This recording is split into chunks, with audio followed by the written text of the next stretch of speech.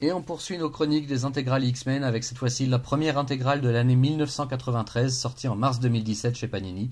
Une grosse année puisqu'il y a eu 5 tomes en tout pour cette année. Et le premier tome ne concerne que le mois de janvier 1993. Alors, pour le résumer, l'annonce résonne comme un coup de tonnerre dans le monde entier. Alors qu'il se rendait à un concert de rock dédié à la compréhension et à la fraternité entre mutants et humains, le professeur Charles Xavier a été abattu sur scène par un sniper qui n'est autre que Cable, le chef de Facteur X. Les X-Men de toutes les générations se regroupent alors pour traquer Cable et ses partisans, alors que pendant ce temps, ces derniers clament leur innocence et que leur chef est introuvable. Parallèlement, alors qu'ils étaient sur le point de se remettre de leurs récentes émotions, Jean et Scott sont attaqués, vaincus et enlevés par 2 des nouveaux cavaliers d'Apocalypse. Une personne semble savoir ce qui se trame réellement alors qu'un ennemi récent, Strife, se rend dans la base d'opération d'Apocalypse pour le défier et lui retirer le contrôle de ses Dark Riders encore loyaux. Cette personne n'est autre que Sinistre lui-même, qui a passé un pacte avec Strife pour obtenir du matériel génétique mutant pour ses sombres expérimentations. Strife semble être au cœur de toute la tourmente, mais les différentes équipes mutantes ne sont pas encore capables de le réaliser car elles sont trop occupées à se traquer et à s'affronter les unes contre les autres. X-Men d'hier et d'aujourd'hui contre X-Men de demain, Facteur X devenu renégat et le front de libération des mutants plus puissant et dangereux que jamais. Qui pourrait l'emporter?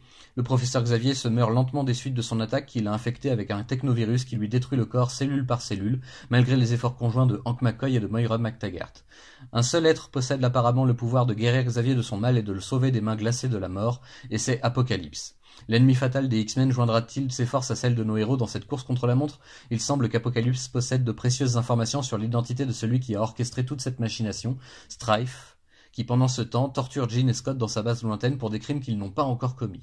Quelle est l'explication, quel est le lien entre le terrible Strife et les Summers? Jean et Scott parviendront-ils à s'échapper à temps pour alerter leurs compagnons d'armes? Et surtout, Cable est-il bien coupable de ce dont on l'accuse ou n'est-ce qu'un coup monté de plus dans toute cette histoire? Cable est-il bien lui-même?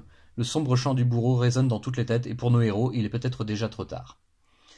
Un début d'année 93 très chargé pour les X-Men. Dans ce premier tome, l'intégrale annuelle ne contient que les prestations du mois de janvier 93, car elles sont particulièrement nombreuses et intensives pour le lecteur de l'époque qui était alors obligé de suivre toutes les séries mutantes afin de connaître chaque détail du déroulement de cette longue intrigue. L'équivalent de la production de toute une année condensée en un seul mois, de quoi faire grincer des dents niveau prix, mais aussi de quoi ravir les fans d'hier et d'aujourd'hui grâce au recueil de Panini dans la collection Marvel Classic, les intégrales annuelles qui contiennent donc l'intégralité du Chant du bourreau, ainsi que sa conclusion assez touchante, il faut le dire. Pas de Magnéto ou de Sentinelle à l'horizon, cette fois, c'est une affaire de famille bien tragique qui prend le dessus et qui entraîne lecteurs et personnages dans une spirale infernale dont ils auront bien du mal à s'extirper. Et l'année ne fait encore que commencer. Le scénario est bon, plein d'action et de révélations à la chaîne, du drama entre les personnages cruciaux également, et les dessins nous permettent de voir la nouvelle génération d'artistes des années 90 à l'œuvre.